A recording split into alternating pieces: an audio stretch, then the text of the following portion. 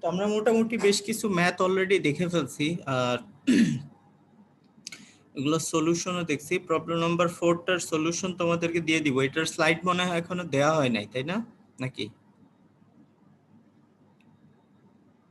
না স্যার। আচ্ছা, আজকেই ওকে একটু মনে করে দিতে হবে।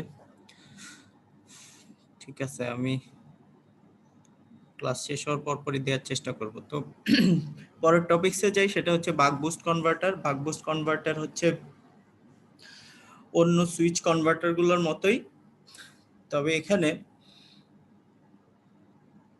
বাক এবং বুস্ট দুইটারই ফ্যাসিলিটিকে কাজে লাগানো হয়েছে, তবে কম্বিনেশনটায় জাস্ট অন্যগুলোর যে কম্পোনেন্ট, এখানেও কম্পোনেন্টের সংখ্যা সেম। সেই হিসেবে বলা যায় যে বাক বুস্ট কনভার্টারের তোমার ফ্লেক্সিবিলিটি বেশি, কারণ সেম নাম্বার অফ কম্পোনেন্টস দিয়ে তুমি যে একই সাথে ভোল্টেজ আপ করতে পারতেছো, ভোল্টেজ ডাউন করতে পারতেছো। এই ক্ষেত্রে আউটপুট ভোল্টেজটা ইনপুট ভোল্টেজের চেয়ে বেশিও আনা সম্ভব, কমও আনা সম্ভব। আর বাক বুস্ট কনভার্টারে নর্মালি অন্য কনভার্টারগুলো যেটা হয় সেটা হচ্ছে যে তোমার কোনো একটা কন্ডিশনে সুইচ অন কিংবা সুইচ অফ কন্ডিশনে সোর্সটা ডিরেক্টলি লোডের সাথে কানেক্ট হয়ে যেতে পারে। Suppose that diode short circuit হয়ে গেছে, অথবা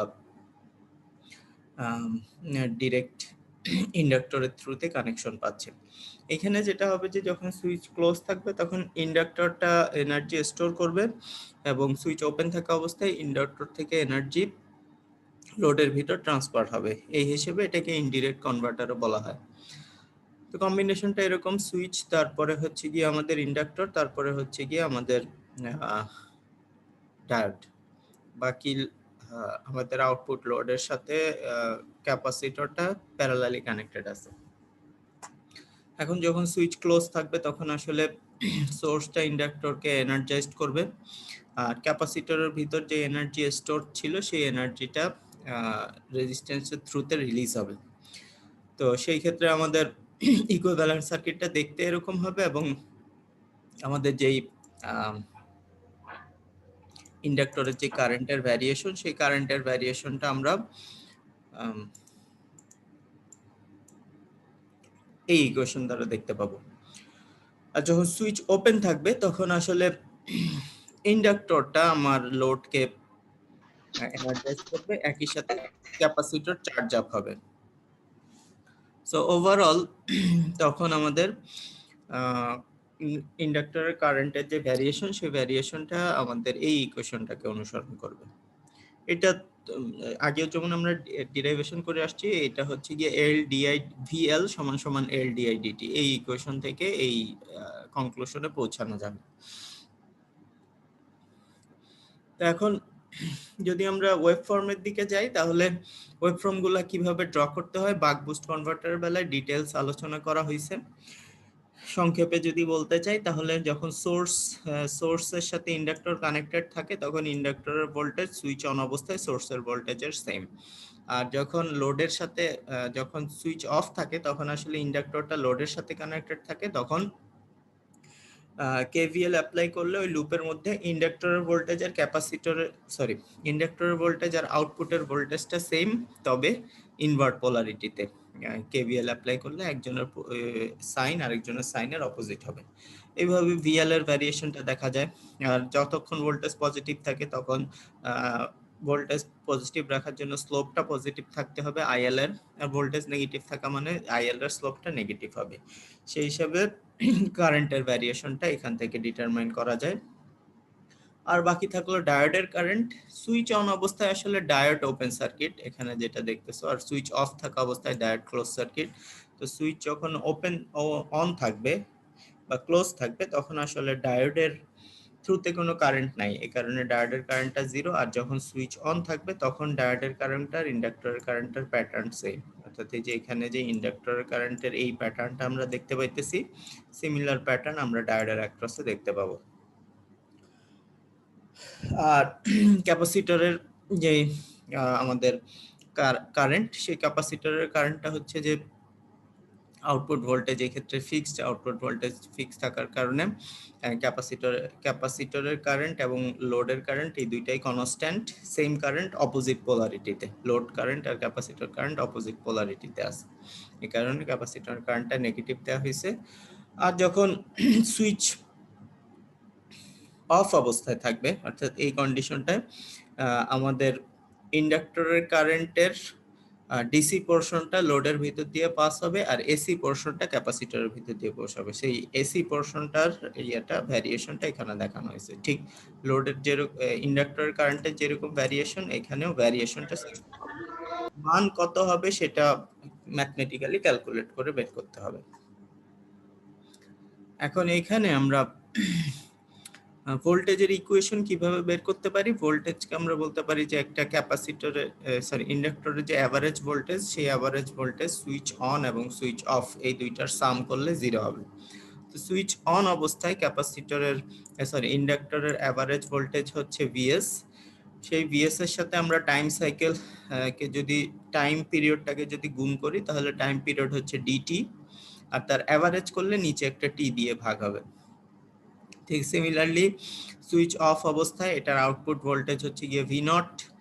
তাকে যদি আমরা এরিয়া ক্যালকুলেট করতে চাই তাহলে এরিয়াটা হচ্ছে 1 মাইনাস ডি ইন্টু টি, যেহেতু টাইম পিরিয়ড হচ্ছে এই এই সাইকেল এতটুকুর অংশের জন্য সে কানেক্টেড ছিল 1 minus D into T Times, আর তার অ্যাভারেজ করলে টি দিয়ে ভাগ করতে হবে। টি টি কাটাকাটি চলে গিয়ে লাস্টে এই ইকুয়েশনটা থাকবে। এই ইকুয়েশনটা থেকে আমরা আউটপুট ভোল্টেজের এরকম একটা ফরমেশন পাচ্ছি।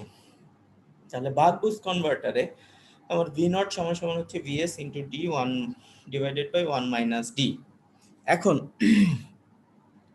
এখানে একটা ব্যাপার দেখা যাইতেছে, সেটা হচ্ছে যে ভি নট আর ভিএস এর পোলারিটি ভিন্ন। ভিএস আর ভি নট এর পোলারিটি ভিন্ন হওয়ার মানে হচ্ছে যে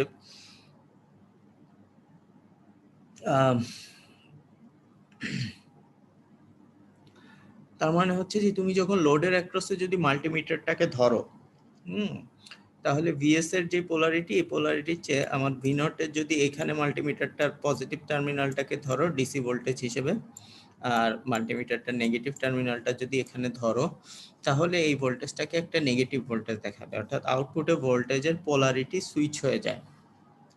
সেটা ইকুয়েশন থেকে পাওয়া যায়। তো এটা তেমন কোনো বিগ ডিল না আসলে। লোড আমরা কিভাবে করবো সেই লোডের ইয়েটা আমরা এখান থেকে দেখতে পাবো। এখন এটা বাক এবং বুস্ট কিভাবে করতেছে সেটা যদি আমরা একটু খেয়াল করি, তাহলে যদি ডিউটি সাইকেল ডি 0.5 এর চেয়ে বেশি হয়, যেমন ধরো 0.6, তাহলে এই টার্মটার উপরে আসতেছে 0.6, নিচে আসতেছে 1 মাইনাস 0.6 মানে 0.4। সো এখানে আমাদের চলে আসলো 6/4, 6/4 মানে 3/2, 3/2 মানে হচ্ছে 1.5। তখন আমাদের আউটপুট ভোল্টেজ আসলে ইনপুট ভোল্টেজের 1.5 টাইমস হয়ে যাচ্ছে। তার মানে কি দাঁড়ালো? তার মানে দাঁড়ালো যে ইনপুট ভোল্টেজের 1.5 গুণ ভোল্টেজ তুমি আউটপুটে পাবা যখন ডিউটি সাইকেলটা 0.5 এর চেয়ে বেশি। আর যদি 0.5 এর চেয়ে কম চিন্তা করো, তাহলে যদি 0.4 চিন্তা করো, তাহলে উপরে আসবে 0.4 আর নিচে আসতেছে 1 মাইনাস 0.4 মানে 0.6। তার মানে হচ্ছে যে 2/3 রেশিওটা, 2/3 রেশিও মানে 0.66। তার মানে হচ্ছে যে ইনপুট ভোল্টেজ যা দিবা আউটপুট ভোল্টেজ তার 0.66 টাইমস পাবা। তার মানে 10 ভোল্ট দিলে তুমি 6.67 ভোল্টেজ, 6.67 ভোল্ট, এত ভোল্ট তুমি আউটপুট হিসেবে পাবা। তার মানে ওভারঅল ব্যাপারটা দাঁড়াইলো এরকম যে যদি ডিউটি সাইকেলের কম বেশি করো, তাহলে ডিউটি সাইকেল 0.5 এর নিচে নামাই নিয়ে আসলে এটা একটা বাক কনভার্টার হিসেবে কাজ করবে, আর ডিউটি সাইকেল 0.5 এর উপরে নিয়ে গেলে এটা একটা বুস্ট কনভার্টার হিসেবে কাজ করবে। অন্যান্য ইয়ের মতোই আমাদের যে কনভার্টারগুলো আছে সেই কনভার্টারগুলোর মতোই এই কনভার্টারেও আমাদের ইকুয়েশনগুলো ডিরাইভ করা সম্ভব। তো ইকুয়েশনের ডিরাইভেশন বেশ কয়েকবার বলা হয়েছে, তোমরা দেখলেই বুঝতে পারবা, যেহেতু বারবার একই জিনিস রিপিট করার মানে হয় না। না বুঝলে হয়তো হেল্প নিতে পারো। তো এখানে দুইটা শর্ত, আমরা যদি প্র্যাকটিক্যালি একটা বাক বুস্ট কনভার্টার বিল্ড করতে চাই, তাহলে আমাদেরকে কি কি লাগবে? আমাদের একটা ডায়োড লাগবে, একটা ইন্ডাক্টর লাগবে, একটা ক্যাপাসিটর লাগবে, সাথে আমাদের ইনপুট সোর্স আর আউটপুটে লোড তো আছেই। এখন ডায়োডটা কিভাবে সিলেক্ট করব, ম্যাক্সিমাম পাওয়ারটা কত হয় ডায়োডের সেটা একটা হিসাব করতে হবে, যে ডায়োডের অ্যাক্রসে কত পাওয়ার সে কনজিউম করতে পারে। আর দ্বিতীয় হচ্ছে যে এই ডায়োডটা একটা ফাস্ট সুইচিং ডায়োড হইতে হবে। এই দুইটা জিনিস সিলেক্ট করলে আমাদের ডায়োড সিলেকশন হয়ে যাবে। বাকি থাকলো ইন্ডাক্টর। ইন্ডাক্টরের মিনিমাম ভ্যালু এই ভ্যালুটা হইতে হবে। এটা কিভাবে পাওয়া যাবে, এটা হচ্ছে আই মিনিমাম সমান সমান 0 ধরে এই ইকুয়েশনটা থেকে ডিরাইভ করে করে এইখান পর্যন্ত পৌঁছানো সম্ভব। তো একটা নির্দিষ্ট ফ্রিকোয়েন্সির জন্য কত ডিউটি সাইকেলে তুমি এটাকে অপারেট করবা সেটা একটা ব্যাপার, এবং মিনিমাম সেটা সাপেক্ষে মিনিমাম কতখানি ইন্ডাকট্যান্স তোমাকে দিতে হবে সেটা তোমাকে নির্ধারণ করতে হবে। অত মানের ইন্ডাক্টর কিংবা তার চেয়ে বেশি মানের ইন্ডাক্টর এই কনভার্টারে ইউজ করতে হবে যদি কন্টিনিউয়াস অপারেশন মেনটেন করতে হয় বা ইন্ডাক্টরের কারেন্টকে কন্টিনিউয়াস রাখতে হয়। এই যতগুলা ইকুয়েশন আমরা দেখি এই সবগুলো হচ্ছে কন্টিনিউয়াস কন্ডাকশনের জন্য।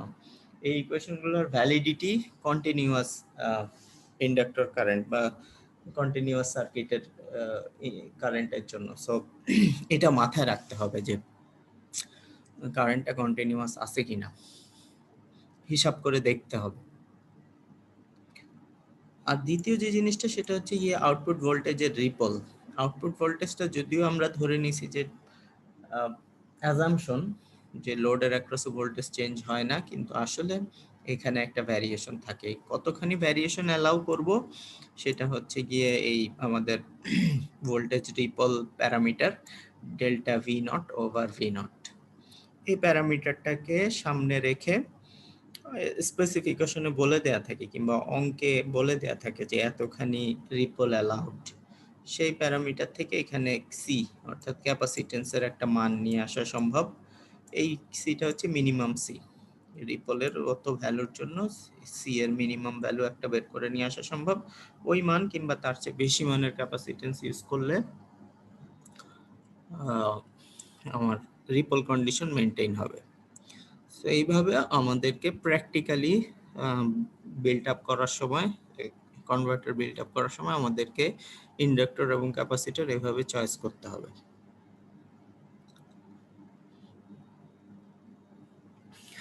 নেক্সট যে কনভার্টারটা আমরা যেতে চাই সেটা হচ্ছে চুক কনভার্টার।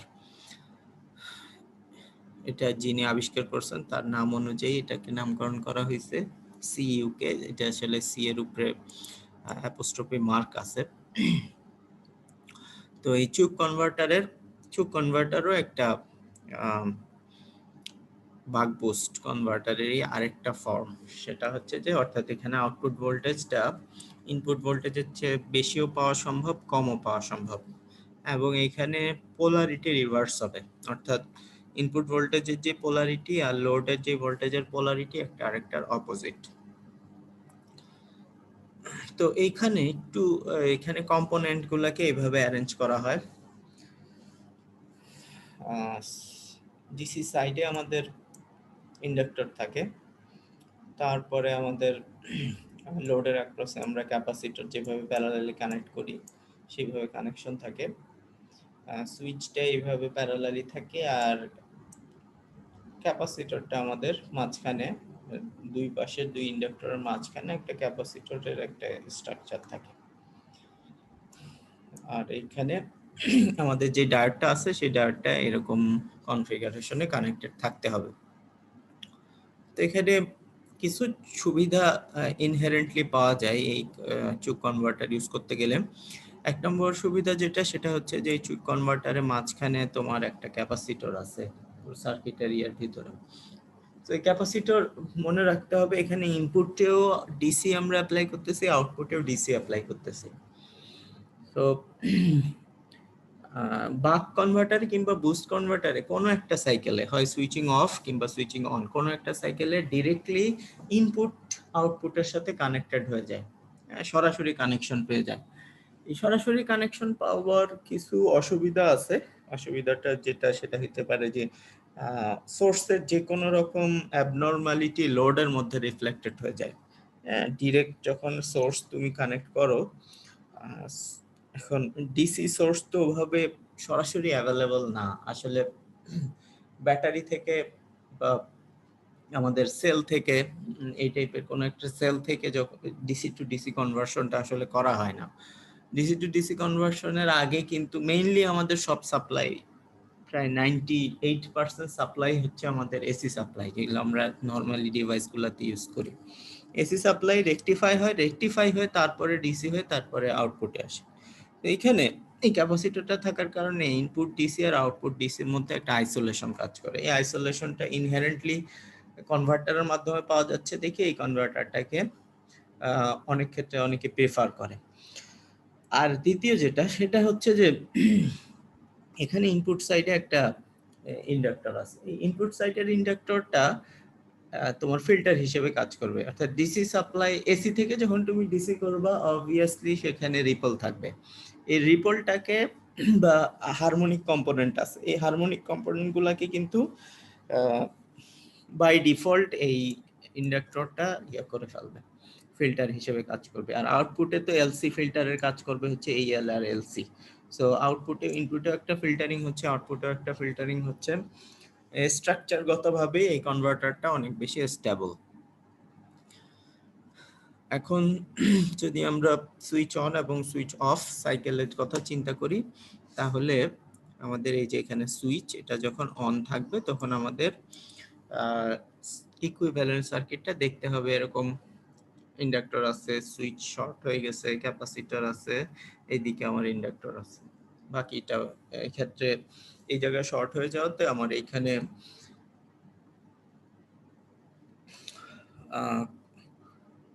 কারেন্টটা আর ডায়োডের ভিতর দিয়ে পাস হবে না। কারেন্টটা এই দিক থেকে কারেন্টটা আসলে শর্ট সার্কিট, এদিকেও আসলে শর্ট সার্কিট, এদিক দিয়ে পাস হবে। আর যখন সুইচ অফ থাকবে তখন কারেন্টটাকে ফ্লো হওয়ার জন্য আমাদের ইন্ডাক্টর ডায়োড যেটা সেটা সুইচ অফ সাইকেলে ডায়োডটা শর্ট সার্কিট হয়ে যাবে। এখন এই ক্ষেত্রে আইএল এর ডিরেকশন, L1 এর ডিরেকশন বাম দিক থেকে ডান দিকে দেওয়া হয়েছে এবং IL2 এর ডিরেকশন ডান দিক থেকে বাম দিকে দেওয়া হয়েছে। পুরাটা অবজারভেশনের জন্যই একবার কারেন্টের দিক সিলেক্ট করলে সেটাকে মেনটেইন করতে হয়। তো কারেন্টের এই ডিরেকশনের সাপেক্ষে যদি আমরা ইকুয়েশন ডিরাইভ করতে চাই, তাহলে average voltage across the inductor in steady state operation হচ্ছে গিয়ে এইটা। তো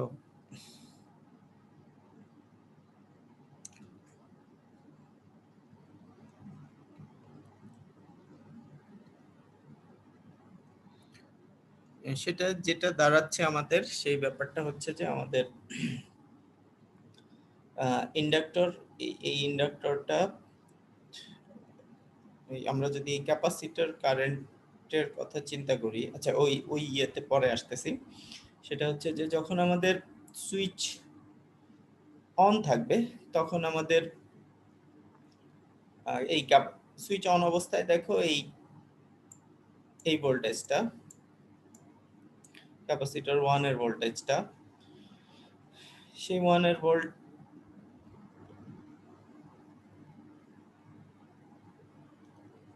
আচ্ছা এই ইকুয়েশনটার মূল কনসেপ্ট যেটা, সেটা হচ্ছে যে average voltage across a inductor is 0 for a full cycle. তো এখন আমাদের যে এই ইন্ডাক্টরটা, এটা যদি ফুল সাইকেলে তার অ্যাভারেজ ভোল্টেজের কথা আমরা চিন্তা করি, তাহলে সুইচ অন এবং সুইচ অফ দুইটা মিলায় এটার অ্যাভারেজ ভোল্টেজ হবে 0। আর এই ইন্ডাক্টরের কথা যদি আমরা চিন্তা করি, যেটাকে আমরা বলছি voltage second balance of inductor, average voltage of this inductor for the full cycle is equal 0, তাই তো? তাহলে পুরো সাইকেলের জন্য আসলে দুই ইন্ডাক্টরের ভোল্টেজ 0 হইতেছে। তাহলে পুরো সাইকেলে বাকি থাকলো কে? এই লুপটার কথা যদি চিন্তা করি, বড় লুপটার কথা যদি চিন্তা করি, এই বড় লুপে যদি আমরা ফুল সাইকেলের জন্য ভোল্টেজের লিখতে চাই, ভোল্টেজের ইকুয়েশন লিখতে চাই, তাহলে পাবো -Vs প্লাস Vc1, মানে -Vs plus 0 plus Vc1 plus 0 plus V0। So overall আমরা যেটা পাবো সেটা হচ্ছে গিয়ে VC1 সমান সমান হচ্ছে কি আমাদের VS মাইনাস V0, এরকম একটা ইকুয়েশন আমরা পেয়ে যাব। তো এইটা হচ্ছে আমাদের তাহলে অ্যাভারেজ পুরো সাইকেলের, পুরো সাইকেল হিসাব করে যদি আমরা অ্যাভারেজ ভোল্টেজ ক্যালকুলেট করি তাহলে ক্যাপাসিটরের অ্যাভারেজ ভোল্টেজ হচ্ছে গিয়ে এটা। আচ্ছা, এখন এখন আসি কারেন্টের বেলায়। ক্যাপাসিটরের কারেন্টের কি হিসাব? ক্যাপাসিটর যখন সুইচ অন থাকে তখন এই IC1 আর IL1 এরা সুইচ অফ থাকা অবস্থায় এই IC1 আর IL1 এরা সেম, কারণ সুইচ অফ থাকলে তো এদিক দিয়ে কোনো কারেন্ট যাইতেছে না, সো IC1 আর IL1 সমান সমান হবে। এটা এইখানে লেখা হয়েছে ডান পাশের ইকুয়েশনটায়।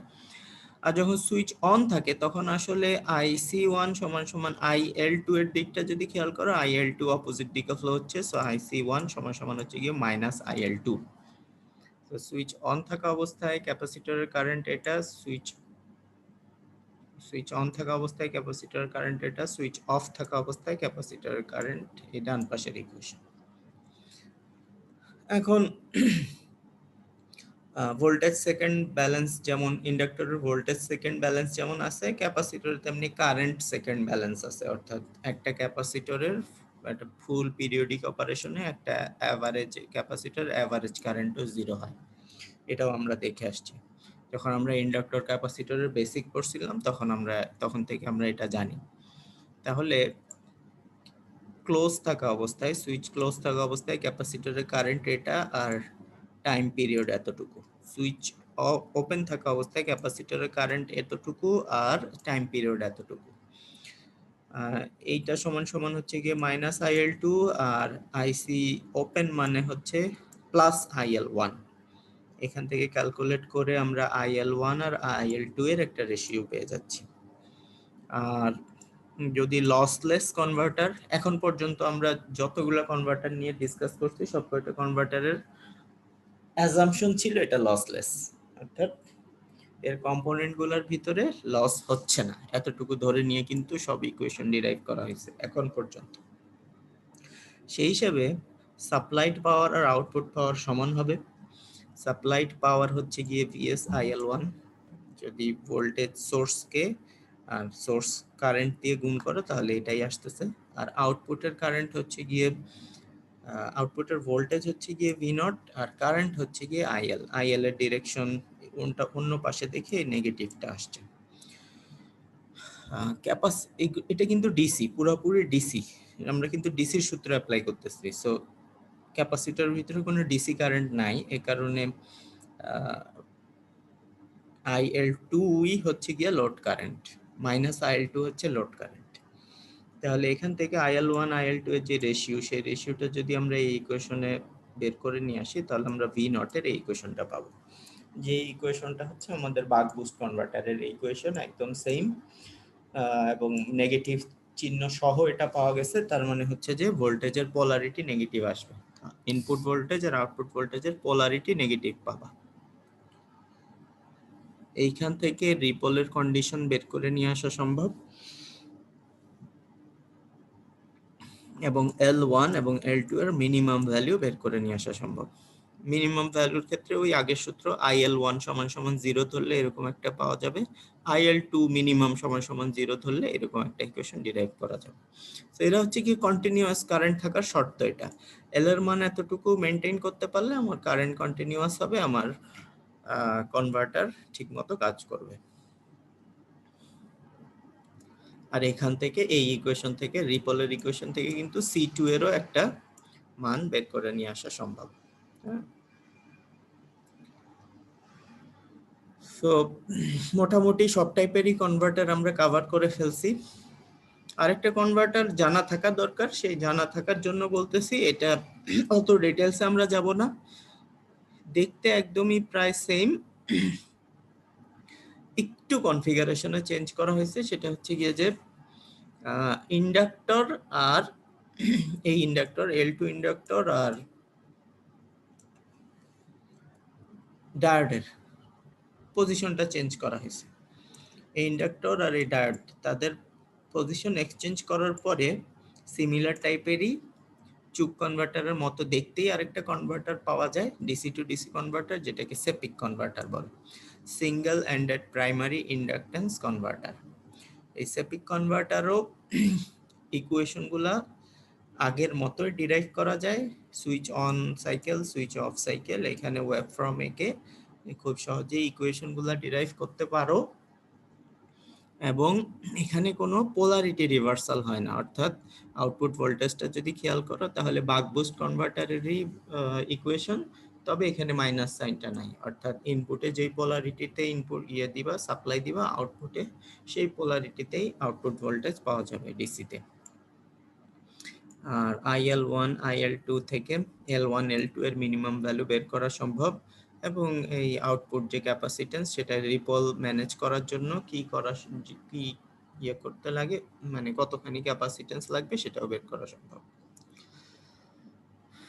আচ্ছা, তো বেসিক্যালি ল্যাব চালু থাকলে আমরা যেটা করতাম, ল্যাবে তোমাদেরকে একটা প্রজেক্ট দেওয়া হইতো। সেই প্রজেক্টটা হচ্ছে একটা কন্ট্রোলার সহ একটা DC two DC converter build করতে হইতো তোমাদেরকে গ্রুপে। সেখানে পিআই কন্ট্রোলার ইউজ করে, এই টাইপের কম্পোনেন্টগুলো ইউজ করে, মসফেট, ইন্ডাক্টর, তারপরে লোডগুলা, রেজিস্ট্যান্সগুলো দেখতে এরকম হয়, ceramic load, high power consume করতে হয়। তো আমাদের ল্যাব যখন চালু হবে তখন আমরা এটা নিয়ে ডিটেলস আলোচনা করব।